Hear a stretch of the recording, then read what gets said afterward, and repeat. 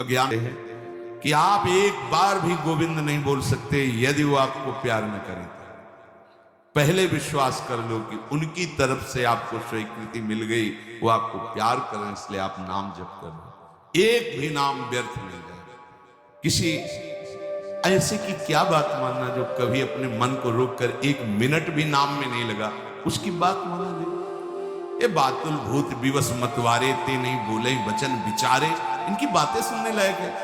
अभी कुछ बोल रहे हैं, अभी कुछ कर रहे हैं, अभी कुछ खा रहे हैं, अभी कुछ पी रहे हैं, अभी कुछ सोच रहे हैं, कुछ ये तो जैसे भूत के आवेश में, वैसे माया के आवेश में कुछ भी एक मिनट में भगवान को गाली दे दिया, एक मिनट में किसी भी महापुरुष की निंदा कर दी, एक मिनट में सब ऐसे पागलों की बातें सुनी।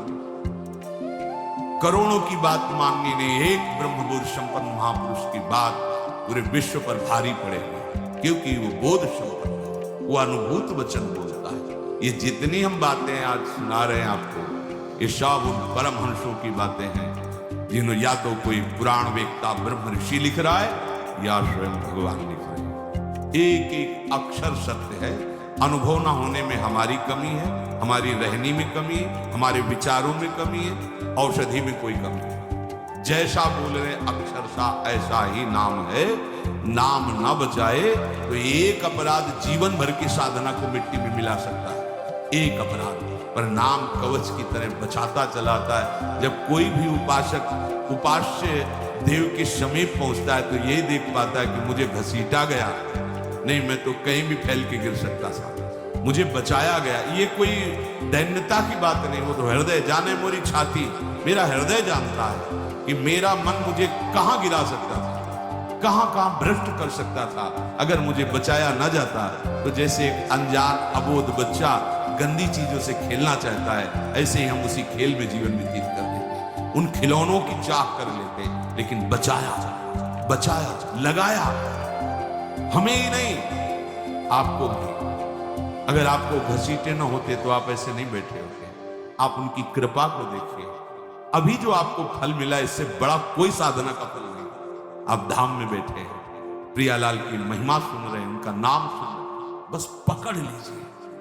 एक भी नाम व्यर्थ नहीं जाएगा। एक भी क्षण आप हमारे आराध्य देव की दृष्टि से अलग नहीं है।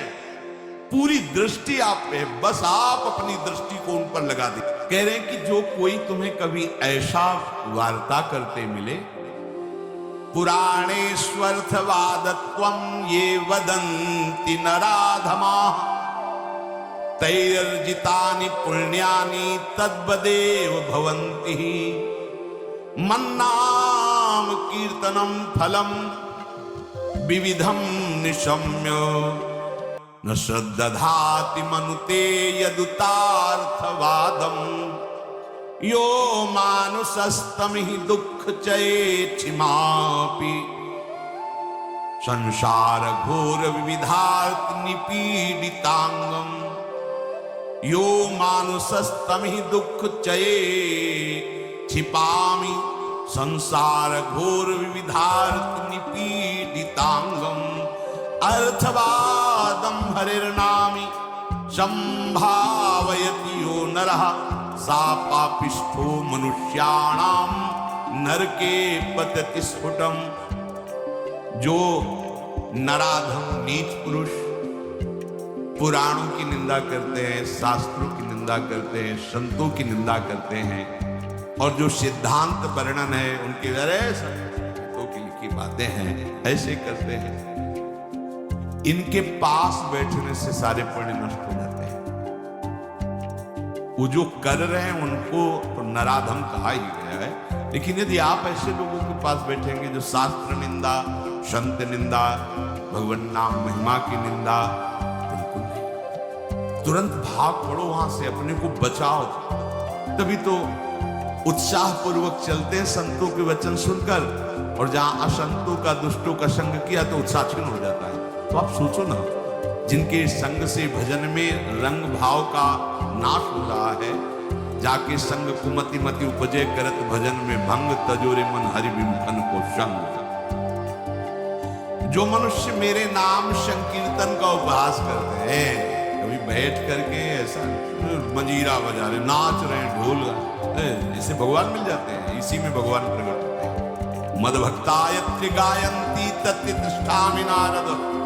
जहां चार भक्त मिलकर के उच्च स्वर से मेरा नाम कीर्तन करते हैं, वही मैं विराजमान। नाम संकीर्तनम यस्य सर्व पाप प्रणोष। समस्त पापों का नाश करने वाला भगवान नाम कीर्तन। जो उपहास करते हैं कृष्ण कृष्ण राधा राधा, दृष्टि है रुपये पे, दृष्टि है भोगों पे, राधा राधा, कुछ हो जाएगा? हाँ हो जाएगा। एक बार एक संत आए हितधाम में, वो शायद उनके हृदय में ऐसा प्रश्न नहीं होगा, किसी का प्रश्न लेके कर रहे थे। कह रहे थे वृंदावन में जो फुटपाथ में और राधा वल्लभ बिहारी जी के दरवाजे पर बैठे रहते, राधे राधे करते हैं, तो उनको भगवान से कोई मतलब तो है नहीं, तो देखते रहते जेब से रुपया निकाले और हमें दे, क्या इनकी सदगति हो जाएगी? तो क्या इनकी समानता बाहर का कोई योगी कर सकता है? किसके दरवाजे पे बैठे हैं? तुम कहाँ बैठे हो? साधना के आम में। और यह कहाँ किसके भिखारी है? बोले राधा वल्लभ जी के दरवाजे के भिखारी हैं। जानते हो कितनी बड़ी इज्जत मिल गई इनको? ये ब्रह्मा जी को भी सौभाग्य नहीं प्राप्त है कि राधा वल्लभ जी के दरवाजे के भिखारी बन जाए। पदाभिमान होना अलग बात है। अच्छा वो बोल क्या रहे हैं? राधे राधे। आपने 1 रुपया 10 रुपये, कहते बाबा हम रिक्शा चलाते किसी तरह पेट भरते हैं, तुम सेठों से मांगो, बड़े लोगों से मांगो, हम तो 1-1 रुपया नहीं, ऐसे खड़े हो जाते हैं। 100% नहीं दे, हम बाबा आज नहीं दे पाएंगे। ठीक, हट गए। दूसरे रिक्शे वाले 1 रुपया 2 रुपया उसी की सब्जी लेते हो जाते। इतनी मार्किन ऐसी, जब मांगते तो रिक्शा वाले क्यों? मेहनत करके कमा रहा है, उसका 1 रुपया दिया हुआ भजन कर। कैसे तुम जानोगे? लगेगा उसके, अरे यार रिक्शा वालों के ऊपर चढ़ चढ़ के ऐसे मांग रहे हैं 1-1 रुपया, कैसे बाबा जी? उनकी बाबागिरी को तुम क्या समझता हो? ये धाम है, ये मत सोचो कि ये तो भिखारी। कितना रुपया दिन में कमा लेते होंगे? 500 रुपया, 1000 रुपया। तुम कितने बेईमान हो, कितनी बार राधा राधा बोलते हो, करोड़ों का इधर हेर फेर करते हो, संसार से मांग करते हो। तुम कितने बड़े भिखारी हो, तुमने देखा है?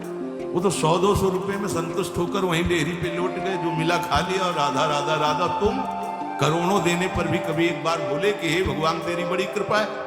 नहीं, विषयों के प्रमाद में घूम रहे हो, एक बार भी राधा नहीं बोल सकते। और जो जीवन राधा को समर्पित किए, राधा राधा बोल, उनको तुम भिखारी देख रहे हो। उनके विषय में सोच रहे हो इनकी सदगति होगी कि नहीं? तू अपने विषय में सोच, तेरा क्या होगा?